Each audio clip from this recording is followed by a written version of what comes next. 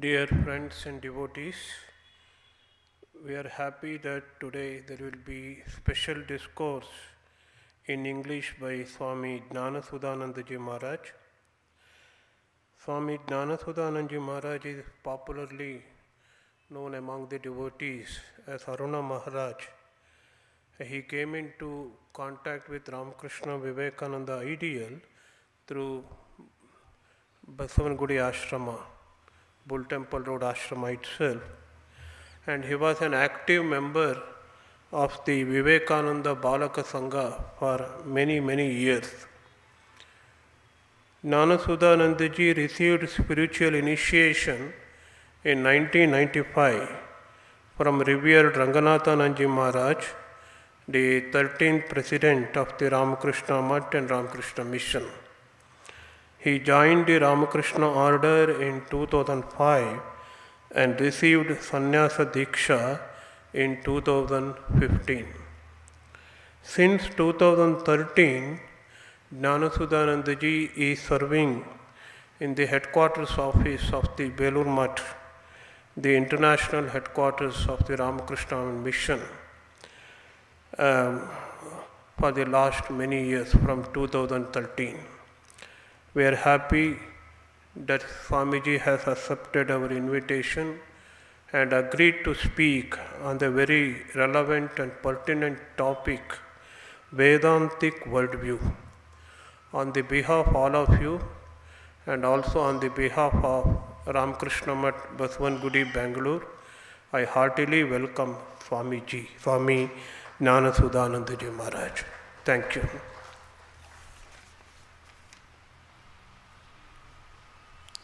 Om Niranjanam Nityamanantarupam Bhaktanukampadrutavigraham Vai Ishavataram Parameshamidhyam Tam Ramakrishnam Shirasa Namami.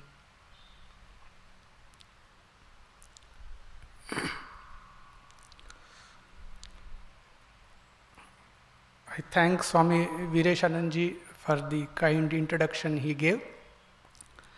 I came here a few days ago to attend to some personal work. Revered Nityastanji Maharaj asked me to give this talk on this Sunday.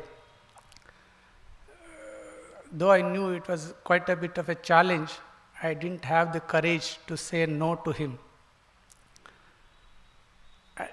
I began my monastic life under his loving care and guidance. So whatever is his suggestion is like order to me. So I have to oblige. I thank revered Maharaj for giving me this opportunity to address you this afternoon.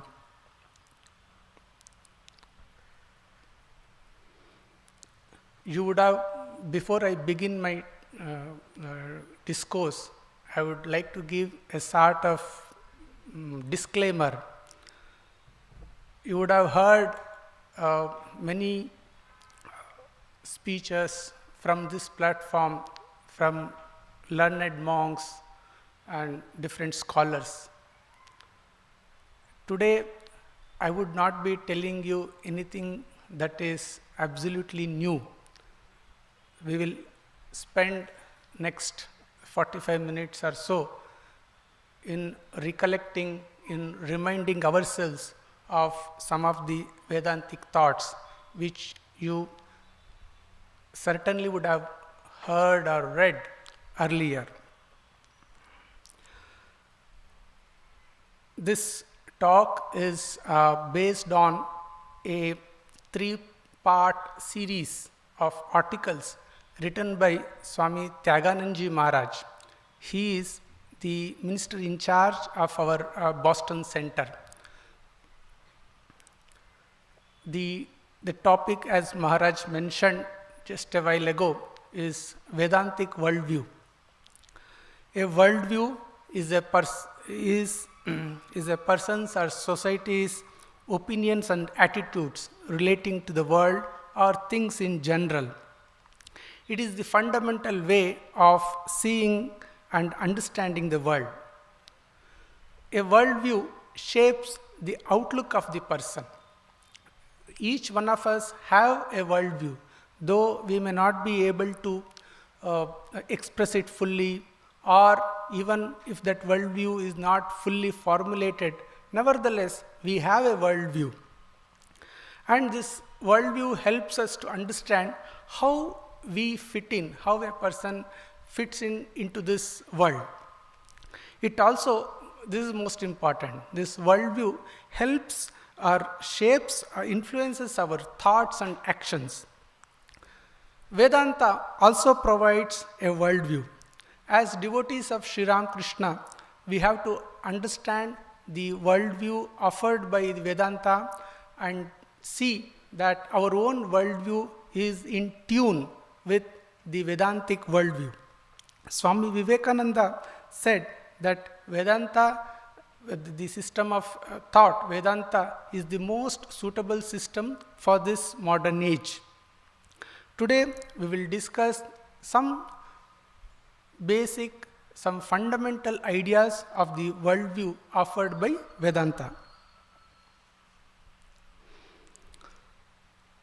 As I said, I am basing this talk on the series of articles by Tyaganandaji. Maharaj in that article has employed the technique of questions and answers. So he has raised some questions and has tried to answer them. Now, this technique of questions and answers, as you may know, is very common in our Sanskrit texts, whether it is Bhagavad Gita or Upanishads. This technique is employed not just to build up a story. See, there is a deep psychology behind it. See, unless there is a question in our mind, whatever we hear, it will not get absorbed, right? It is just like, see, we relish our food when we are hungry, right?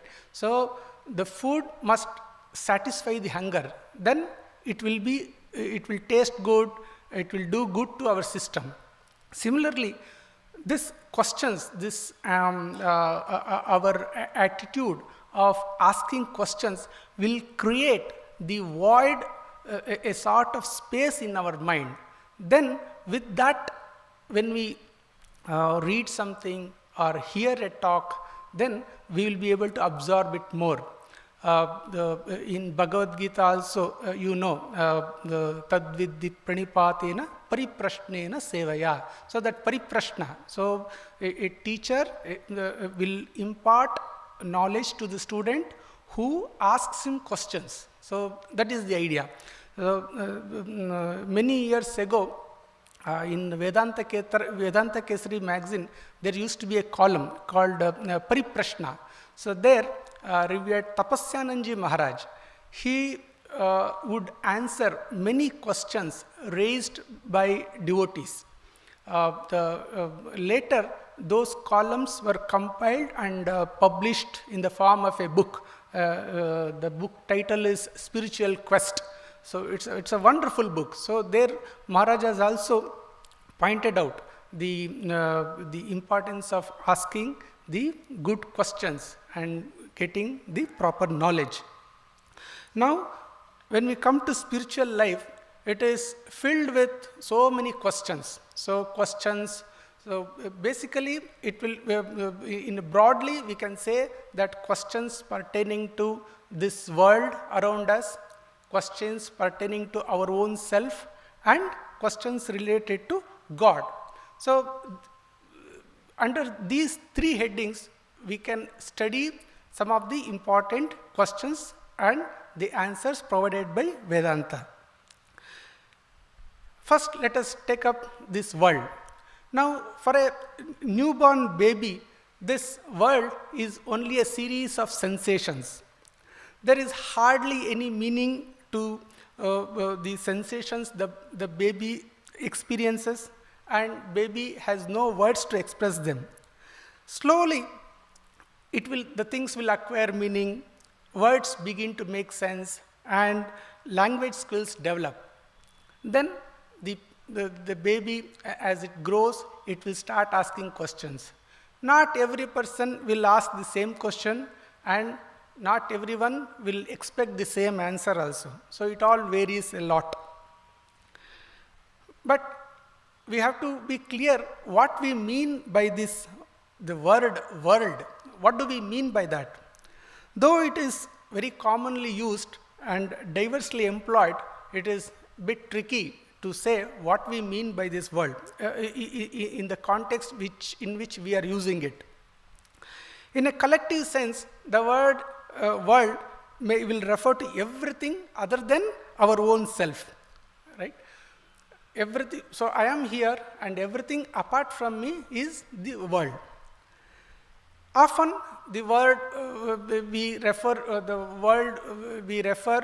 to the nature around us, sometimes to all the living beings, or still more specifically we refer it to only the human beings. Some people think of only this earth when they speak of the world. Some people, they may consider even other planets, other galaxies. Now, you know, every other day we are receiving wonderful pictures of distant galaxies which are billions and billions of light years away from this James Webb Space Telescope. Now, the world may encompass all these galaxies, stars, everything. But most of us, when we say the word, the world, we imply a much smaller thing.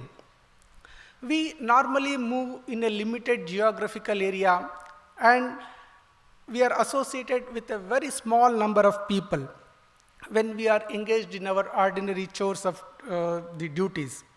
And it is this bubble, it is like a bubble limited to a small geographical area, and a few hundred, or maybe at the most a few thousand people.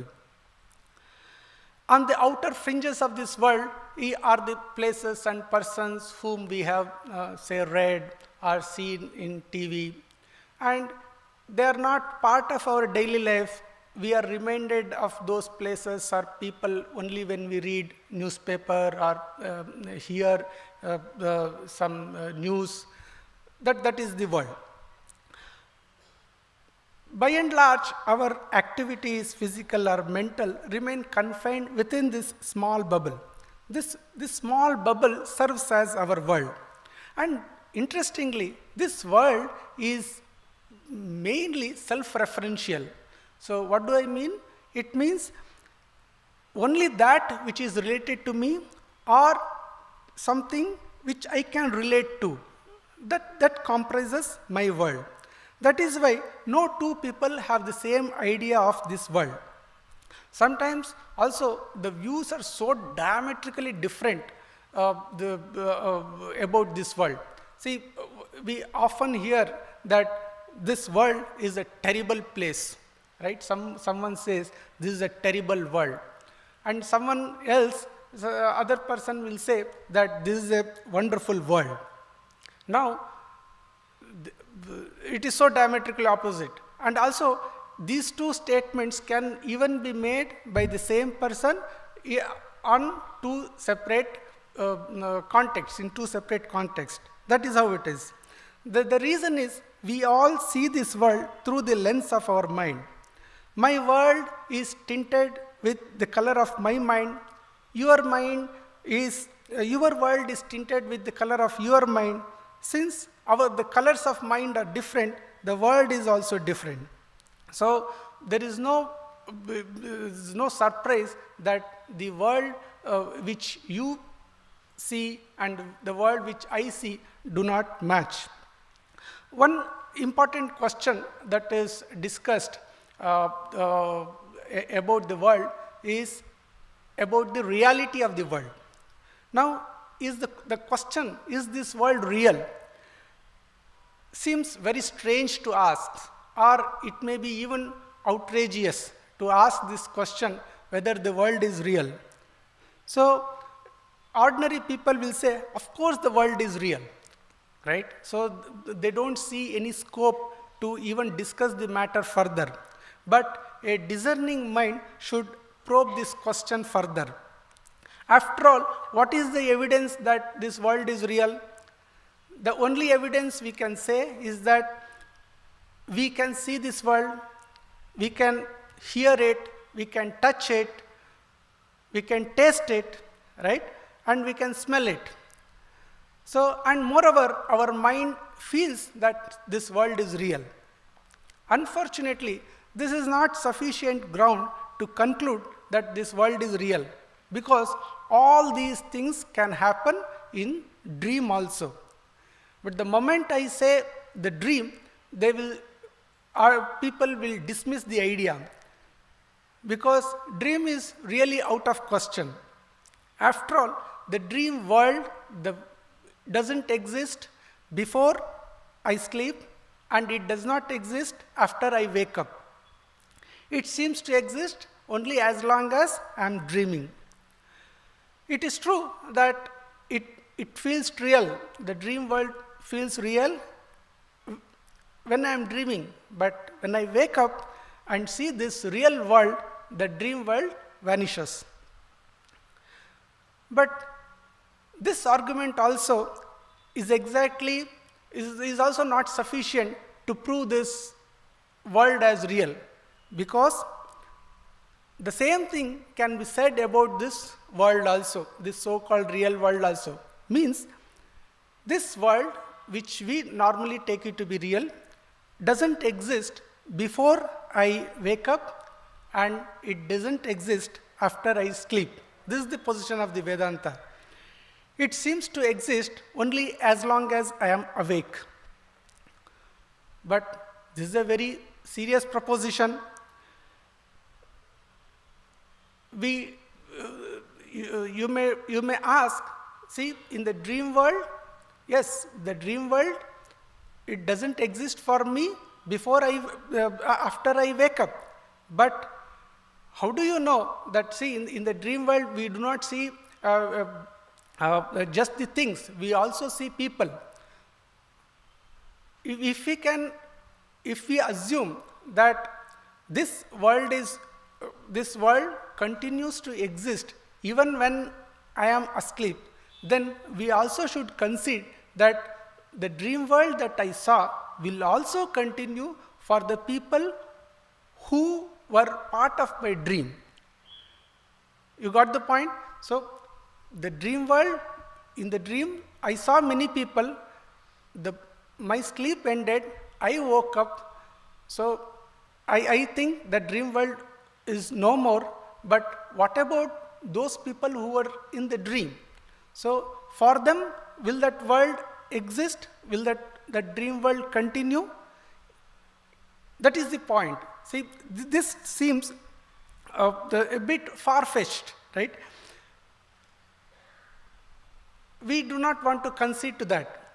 So, but the position is same. The position of this real world and dream world, it is as if our real world and all these dream worlds continue to exist simultaneously, like two parallels, and we pop in and out of these worlds. So it is a bit difficult to accept such a position. It would be much closer to truth if we admit that the dream world exists for me when I am dreaming, and the waking world exists for me when I am awake. There is no way to definitely confirm or deny that either of these worlds exist when I am not aware of it. This raises a larger and more deeper question. Am I aware of this world because the world exists, or the world exists because I am aware of it? So this is the question. So whether the existence comes first or the awareness comes first. Anyhow, we will not discuss this question here. What I am trying to say is, about the reality of the world, we cannot, or the unreality of the world, we cannot say anything definitely. All this discussion raises only reasonable doubts about the reality.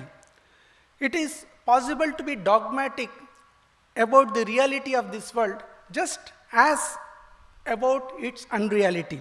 But this dogmatism is not necessary. What a discerning mind has to acknowledge is that there is no way to prove that the world is real. When we are in the world, just as there is no way to prove that dream is unreal as when we are in the dream. See, we judge it, when do we judge that the dream is unreal, dream world is unreal? Only when we wake up and encounter reality which seems much more real than the dream.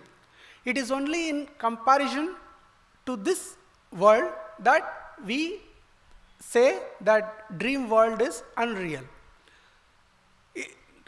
In a way, what we are doing is we are perceiving levels of reality, right? So we are saying something is less real and something is more real. So if we are okay with this comparison of reality, then we cannot rule out the possibility that something else can be more real than this real world, right? So it should be possible to experience something which is more real than this ordinary world. Now, this is not just a theoretical possibility, but is also a reality confirmed through experience.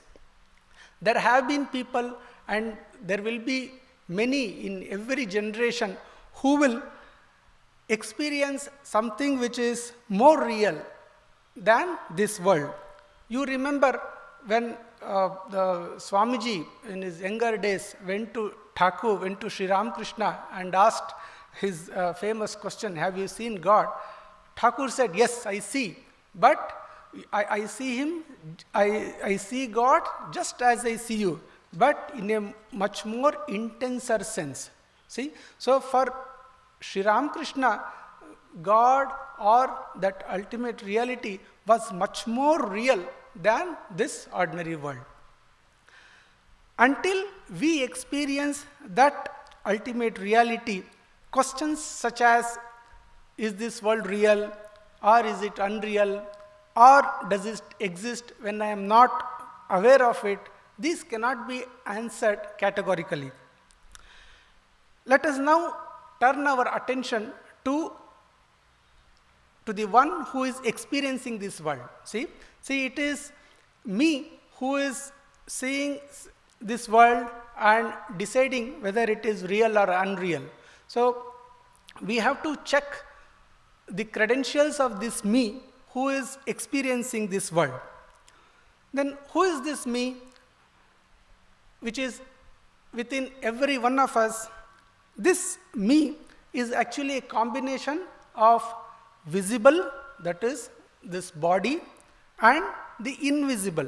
That invisible part is mind, intellect, ego, those things. And the spiritual, the Atman.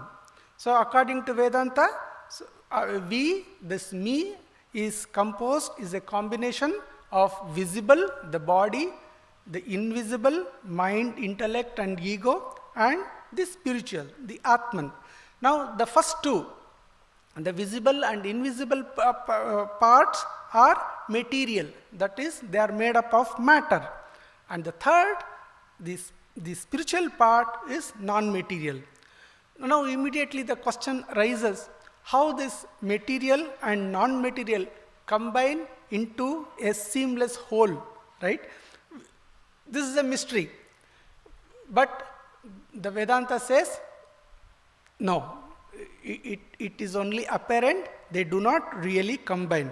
So the classical example that is given is this combination is like the combination of the rope with the mistakenly perceived snake in a semi-lit room. So we see the snake where there is rope. So this snake and rope seem to coexist, but actually they do not.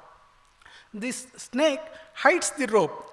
So similarly, the material, the part of our personality, the body and mind, hides the spiritual. But the thing is, when we see one, we do not see the other. So just as when we see the snake, we are not seeing the rope, and when we see the rope, there is no way we can see the snake. In the same way, the material part and the spiritual part do not meet each other, right? When we are identified with one, with the material part, then we are disconnected from the spiritual part. Similarly, when we are identified with the spiritual part of ourselves, then we are not connected with the material part. Now, this coming together, this apparent combination, this is the Vedanta says is because of the Maya, right? So this is an impossible feat, that combining this material and non-material thing and forming a seamless whole. This feat, this impossible feat, is made possible through Maya. Now, the next question is, yes, we are both material and non-material aspects are there in our personality. Which of them is the real me? So here Vedanta says that if a thing is real, it must be eternal. See, eternal means it should never go into it should never disappear. Temporary or time-bound reality is a euphemism for a dream or hallucination. That is, in other words, it is a misperception. The simple test to find the real me is to see whether that will it ever disappears. If that part, if our part, any part, if it disappears, then it is not our real me. First, this body, it of course disappears when we are asleep. So I am no longer conscious of this body when I am asleep. So, in dream, I may go to different countries, run about, but the body with which I do those things is not this body. So this body doesn't exist when I am asleep. So this body is not real me. Now the mind, the activity in the dream, the mind projects, mind is very active, it projects different worlds and different situations, and it all seems real. But this mind also disappears when we are deep asleep, right? So in deep sleep, there is no mind also, the activity of the mind also ceases. That means both this body and mind are temporary. This disqualifies from they being called real. What never disappears but remains constant is the consciousness of waking, dream and deep sleep. If I were not conscious of these three states, I wouldn't even experience them. See, I am conscious that I am awake right now, I am talking to you, so I am fully, I am awake and I am conscious. And I am conscious when I am dreaming, that is how I see the dream. If I am not conscious, I wouldn't have seen the dream. And in deep sleep also I am conscious. How do I know that? Because the next, the morning following my deep sleep, I would recollect that I have had a good sleep, right? And my whole body feels rested. So that is how I say that I had a wonderful sleep.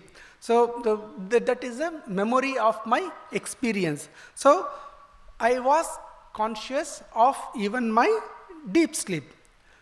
This consciousness, this awareness comes from the non-material or the spiritual part of my being, that is the Atman. It is the Atman which is the real me, or to put it more simply, it is saying I am Atman, right? If according to Vedanta, Atman is our real identity, whenever we say I, we should actually be referring to this Atman, but this we do not do, right? Whenever we say I, we refer to our ego. How is that? This ego provides us with the sense of I, right? Now this I separates from whatever it determines as not me. That is, I have the sense of I, and this I will separate me from everything that is not me. Now this everything other which is separate from me becomes my world, right? So with that world, it could be a person, place, a thing, an idea, or whatever. So with that thing, I develop relationships. Now these things which compasses all this world will, some of them I would like to possess them, or some I do not like and I want to run away from them. Now this desire, this want, this creates a want to either to possess or to run away. So this want will raise the desire to do something about it, to fulfill that want. Now this is how I start doing, and the ego gives me the sense of the doer, that I will do this work, I will do this karma to get what I want or to get rid of what I do not want. It also makes, this ego also makes me think as an experiencer. I experience the results of karma. When my desire is fulfilled, I become happy. When it is not, I feel miserable. In this way, this ego keeps us tied to the karma chain. This is about the ego, but the real Atman, it is so different from the ego, right? So Atman, it is neither the doer, it is neither the experiencer. It has no, karma has no sway over the Atman. And most importantly, this Atman shatters the barriers that separates me from everything else, whether it is living or non-living. The idea of I and mine is absent in the Atman. It is the material me, that is the body and mind, that separates me from the material world. All of this can be distinguished from those of others. My body, my mind, my ideas can distinguish from that of others only because of this ego. But the immaterial me, the Atman, has no boundaries. It is it encompasses everything. It makes everything as one whole. It seems to be different. See, you and I, according to Vedanta, person A and person B, they seem to be different. But that is because they are identified with their eyes, right, with their egos, which is in turn attached to body and mind. Once this ego is out, there is no way to distinguish the person A from person B, right? So it is like two waves. See, once they subside, there is no way to distinguish one way in the ocean from the other. The Vedanta says this wave identity is temporary. When a wave subsides, it's not that it is dead and gone. What is after all a wave? It is just some amount of water in the ocean which has taken a particular shape, a particular form, and moves in a particular way. As a wave, it has that quantity of water has a distinct identity.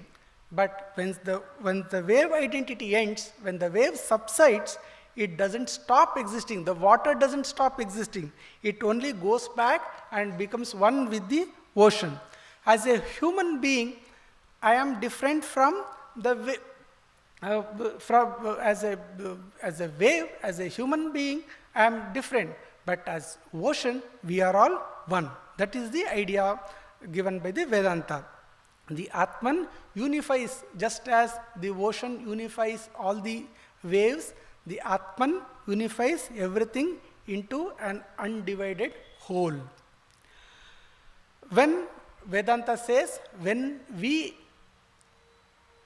experience this state, when we start identifying ourselves with the Atman, we become infinite and immortal, and we are filled with joy, perfection and freedom. Yes, that state appears very far off in our present state. That is because the Atman is in the clutches of Maya and is covered with material layers of this body and mind. But the Vedanta says this is not the true picture. Atman is only deluded into thinking that it is under Maya's control. The bondage of Atman is not real. Just like the snake in the allegory is not real. Anyhow, even though it is not real, it doesn't stop me from being horrified, seeing the snake. Just similarly, though this bondage is not real, it is giving me this suffering, right? That is the present position. Now, we are in the clutches of Maya, so we undergo a lot of suffering. True, there is some joy and happiness now and then in our existence, but on the whole, our situation is characterized with more suffering. In the Gita, it is said, Dukkhalayam and Ashashvatam. That is how Gita characterizes this human existence.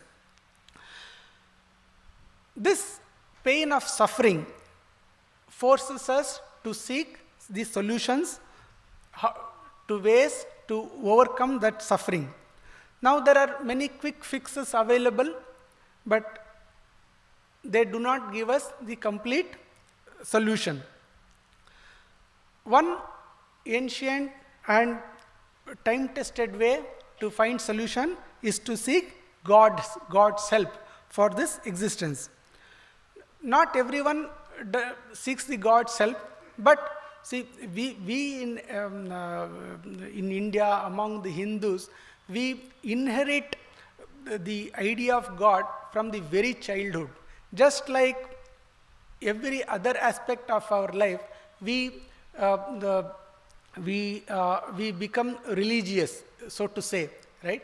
So we become devotees, we go to temples, we offer prayers, we undertake vows, everything we does. But most of the people would never care to inquire about the true nature of God, or what exactly does they mean by God. They never inquire. But a sincere spiritual seekers with a discerning mind should ask such questions. Who is God, right? Now, this question is answered in various ways. Say, the one definition that is given in Taittiriya Upanishad itself gives many definitions. One is Etova, Imani, Bhutani, etc. The same idea is also reflected in the second sutra of the Brahma Sutras, Janmadhyasya Yataha. Now, this here, according to this definition, who is God? God is one from whom everything originates. He, one who supports everything and to whom everything returns. This is God.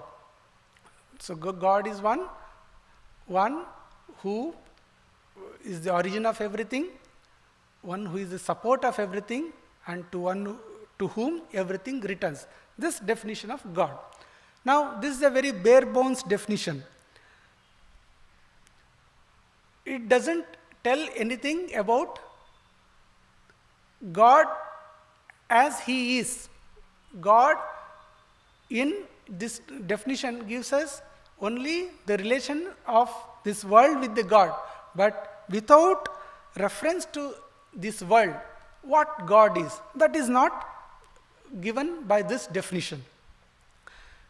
But the thing is, there is no universally acceptable explanation about the God. Okay, so there have been attempts made by people, different people in different parts of the world, giving explanations about the God. And this is how we have different religious traditions. But they are all different. But it is no surprise that they are different.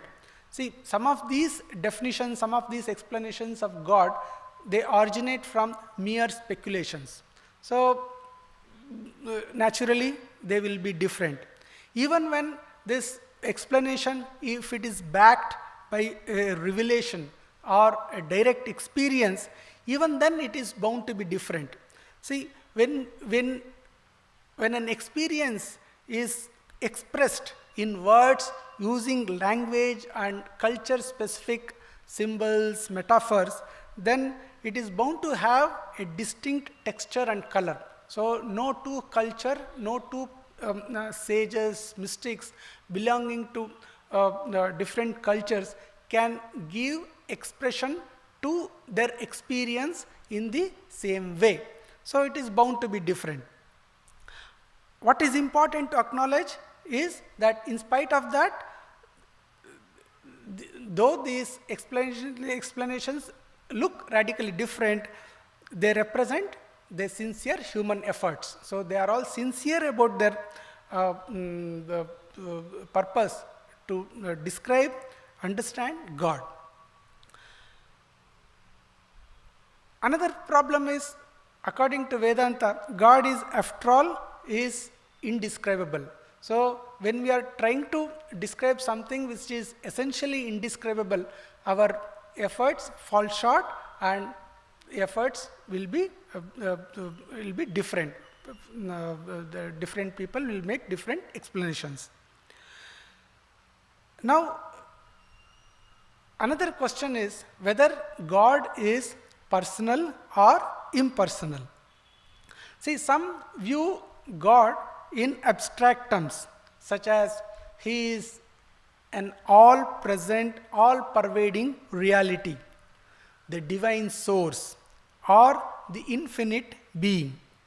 These are all the explanations of an impersonal God. Others view God as a person, may be endowed with a form or may not be, but not as just as a principle. Now, God as a person is human in many ways, and He is also superhuman. So, He is very kind, compassionate, loving, and He is also omnipresent, omniscient, and omnipotent. Since God is perceived as a person, we can see Him as our father or mother. So, we have this worship of God as father or God as mother in different religions.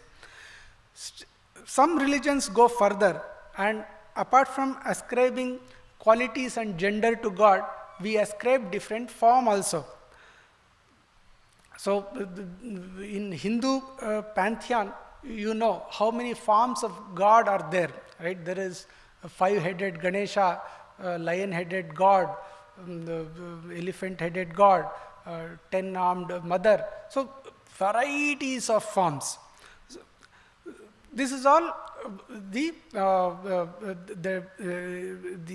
approaches, the efforts made by by different people to express, give the experience they have seen. So, it is not that we should not condemn them. We should not say that it is all a product of overheated brain. No, they all have validity. But we see these different forms. Now, thinking of God as in abstract way as a principle, or thinking of God as a person, both are basically ways of thinking. Now, God always remains who God is, no matter how we think of Him. Just because my friend thinks of me in some way doesn't change the way I am, right? So whatever my friend thinks of me, I remain the same. Similarly, God remains the same. See, when Master Mahashaya went to Sri Ramakrishna, maybe in his very first visit, Sri Ramakrishna asked him, do you believe in God with form or without form? Master Mahashaya was so surprised hearing these words from Sri Ramakrishna. Sri Ramakrishna is telling him with so much of easiness whether you believe in God with form or without form. It is just like when a friend comes to our house, we ask him, would you like to have coffee or tea? It is so much of the same, means we are giving him the option of choosing either this or that. So Sri Ramakrishna asked this question, you believe in God with form or without form? Master Mahashaya was wonderstruck. How can God be, he knew what is his liking, right? He was a Brahmo, he was a follower of Brahma Samaj, and his inclination at that time was towards the formless aspect of God. But he was, what surprised him was Sri Ramakrishna asking him, you like this or that? So, Sri Ramakrishna knew, and Master Mahashaya did not know at that time. So, Master Mahashaya later he learned that all disagreements about the nature of God have nothing to do with what God really is. It is only with our disagreements, or is only about what we think of God, right? So it is our ideas that we differ, but not the actual reality about the God. Now, until we metaphorically stand face to face with the God, right? We cannot say anything certain. We cannot say anything definitely about his form or about his nature. Now, instead of quarreling about, this is Sri Ramakrishna said, see, instead of quarreling about the superiority of one view over the other, or claiming my view is superior to yours, what is more important is to ask a more practical question. Will the way I imagine God, I think of God, takes me close enough to God, right? So my conception of God should take me closer to God, so that I can verify myself the truth of my assumption, truth of my belief. See, as I said, the different conceptions of God, they are not arbitrary or accidental. They all have their validity. They all are born out of direct experience of God of great saints and sages. But the expression they gave can never equal or substitute for the direct. See, the experience and expression are different. Expression is bound to be different, but the thing experienced will remain the same. Now, if I said that it is the pain of the suffering which leads most people to seek God's help. They pray to the Lord, and often they receive help. Then they are absolutely convinced. Sometimes they do not receive any response.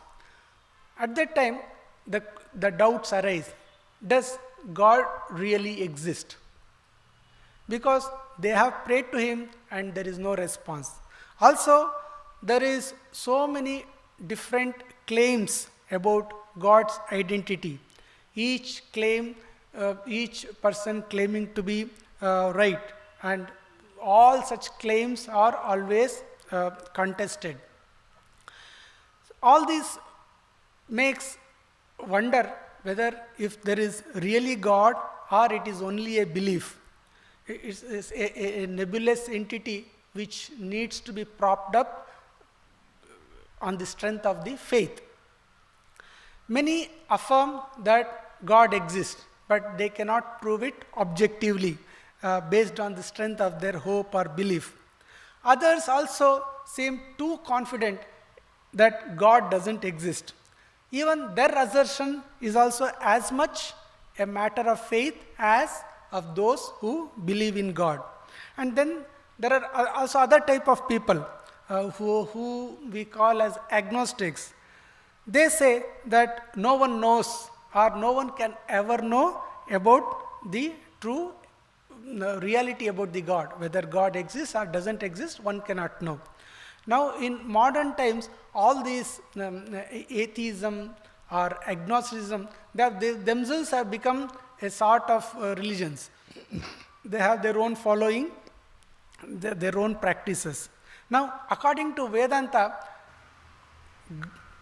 God not only exists,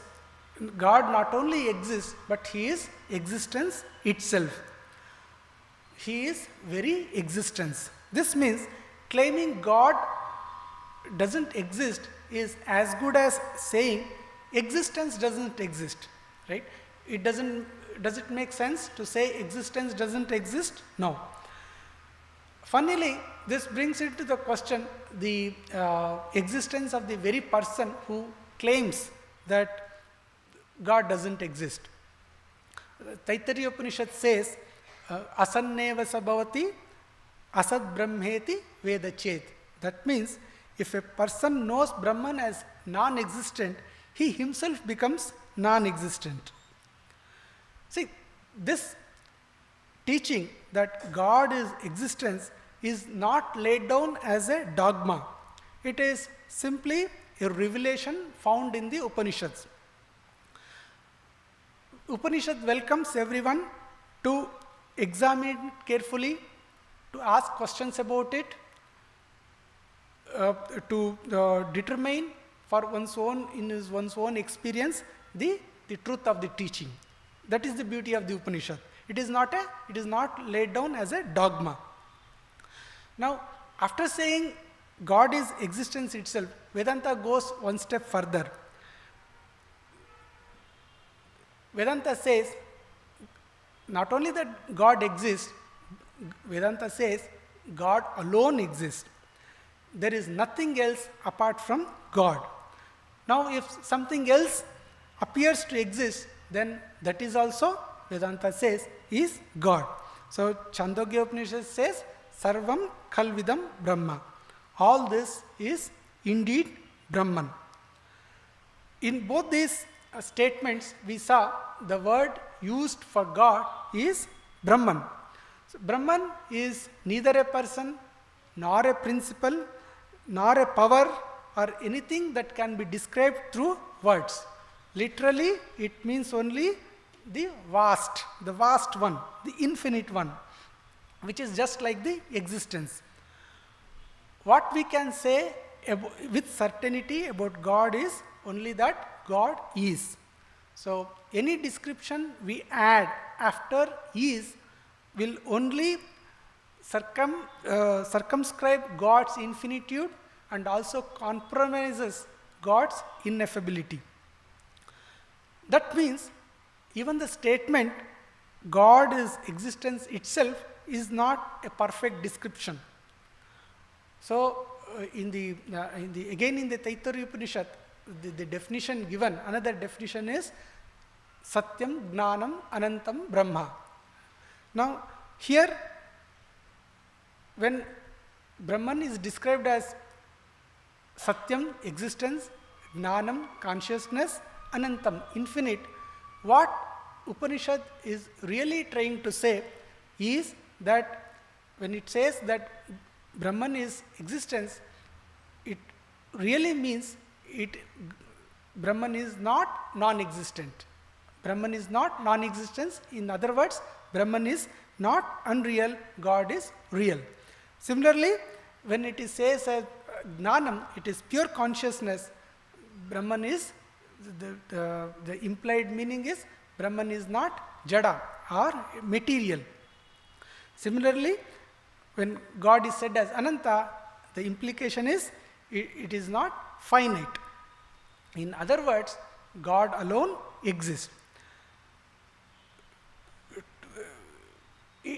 This shows that what Brahman is, we cannot have an accurate description of what Brahman is. What we can do is to say what Brahman is not, God is not.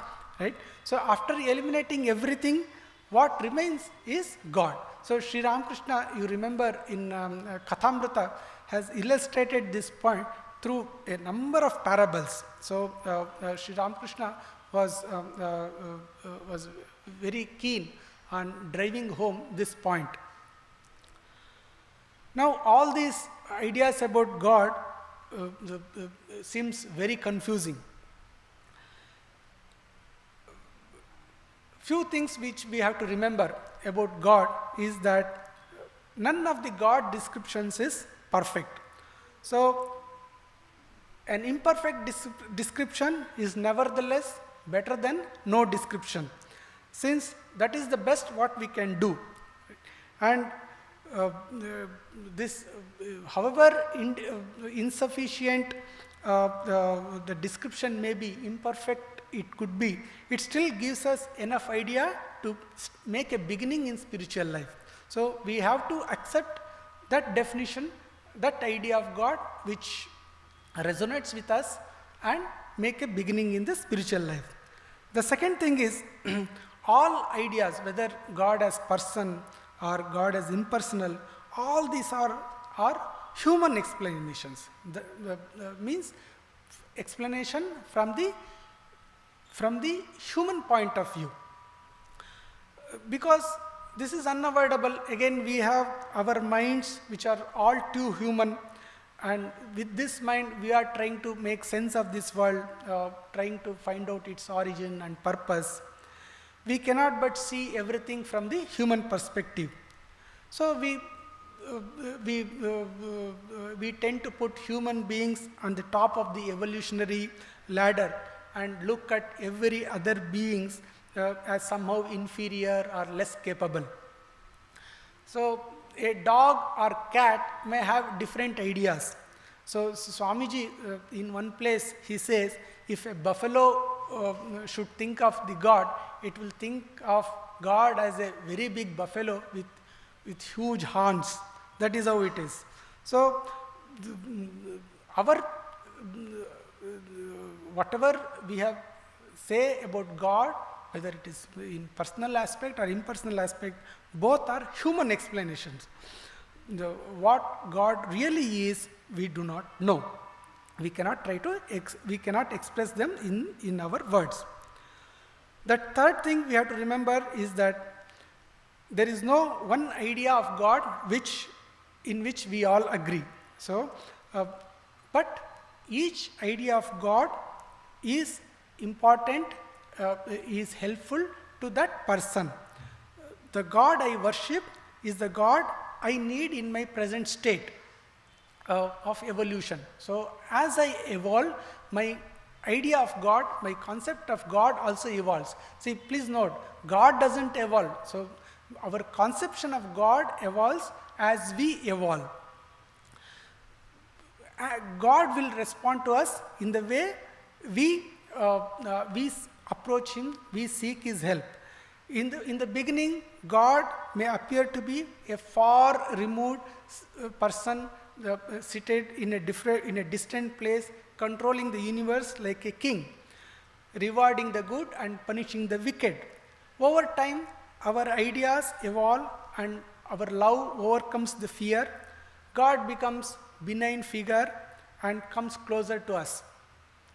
Then the love that connects us to God makes us feel that I belong to God, and if God represents the whole or the sum total, I become a part of that whole.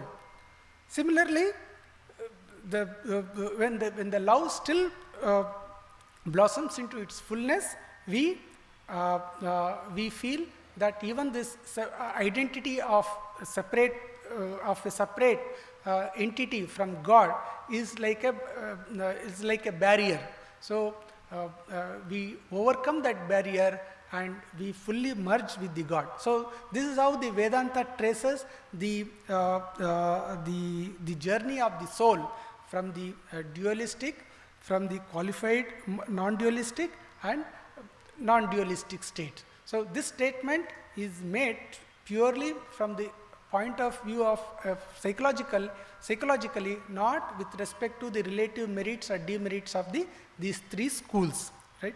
So now these are all very grand ideas of Vedanta. We are fortunate to have come in contact with those ideas. The thing is, these should not remain mere ideas all through our life. They should become part of our life. They should transform our life, and we should experience the truth behind these ideas. To that end, we all should make sincere effort. Thank you. Om Shanti Shanti Shanti Harihi Om Tat Sat Shri Rama Krishnarpanamastu. We are very thankful to Swami Jnanasudhanandaji Maharaj for having explained the Vedantic view of the world. The Ishavasya Upanishad says, Ishavasya midam sarvam, everything should be covered with God. And also the another Upanishad says, Sarvam kalvidam brahma, everything is Brahman. The Vedantic worldview is nothing but the Vedantic view of God. God and the world are one and the same. One should see God in everywhere. These great ideas have been explained by Swamiji in a very lucid manner. We are very much thankful to you, Maharaj Swamiji, on the behalf of all of you and on the behalf of the Ramakrishna Mat, Bull Temple Road. Thank you, Swamiji. Priyatam Pundarikakshaha Sarvayajneshwaro Harihi Tasmin Tushte Jagat Tushtam Prinite Prinitam Jagat Harihi Om Tat Sat Shri Rama Krishnarpanamastu.